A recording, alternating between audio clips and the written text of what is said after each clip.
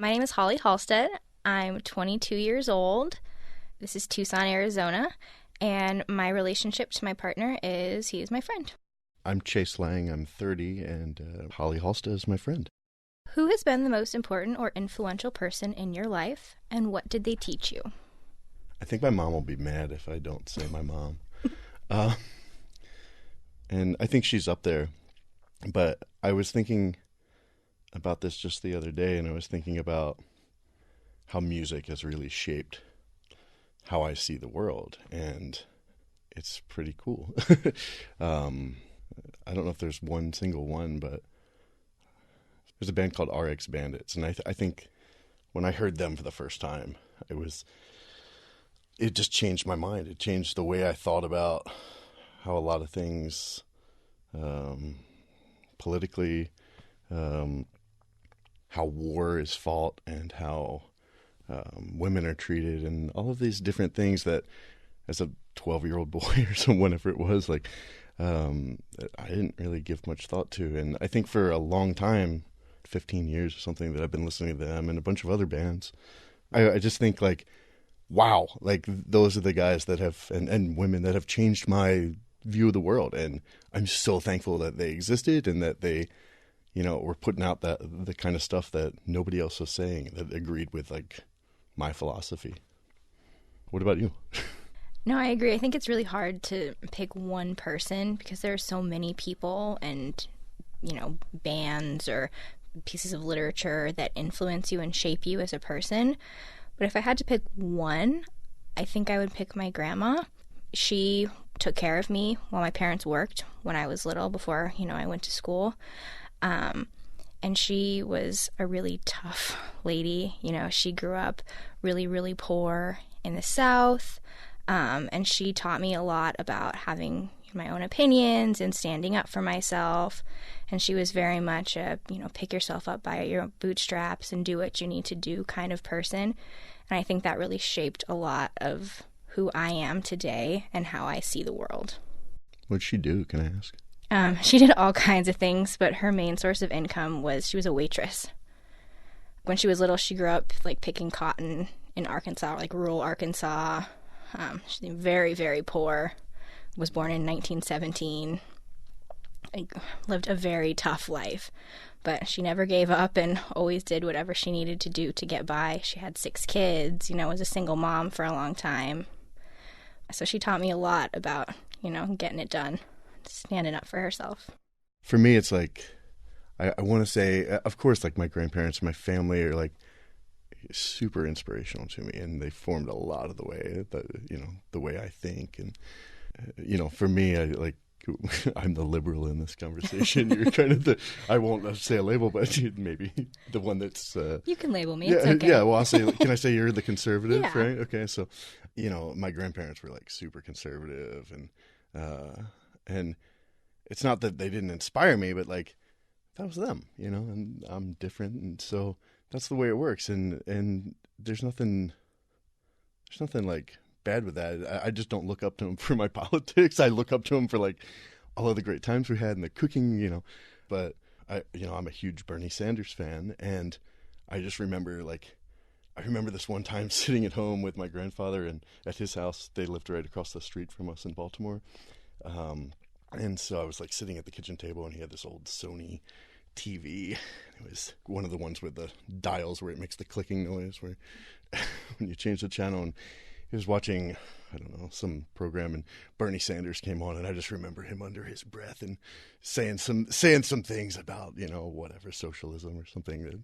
And I didn't know at the time. I was probably 10 years old, but I definitely remember those moments, and still love my grandfather, no different there, but Yeah, of course. But in terms of influencing me, maybe it influenced me to think differently or something. It's really interesting how the people that surround you when you grow up, or the music, how they play a role in shaping you as a person. All right, so can I read this one? Please. What's your earliest memory about politics, and can you tell a story about it?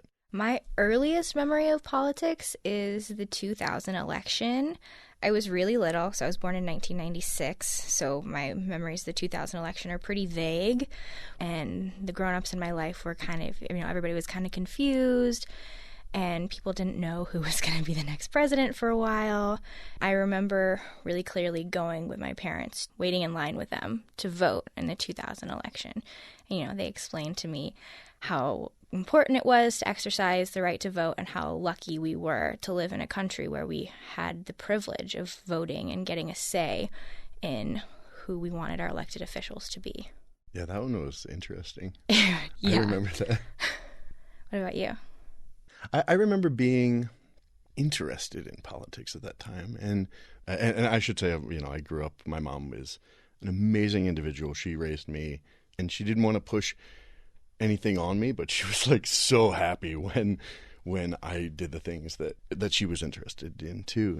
And I remember that election, like, all right, we're just gonna wait and find out. And then when the president was finally selected by the Supreme Court, it was like everybody was unhappy in my circles. It was like, it's like, I don't know if that's my earliest memory of politics. I think probably like when my mom would go vote and we would stand in these lines outside of Rogers Forge Elementary School and in Towson, Maryland, and there'd be a desk, you'd check in, and they would be very wary of me standing in the poll booth, like as as like some 5-year-old would have some kind of influence over, or 10-year-old or something.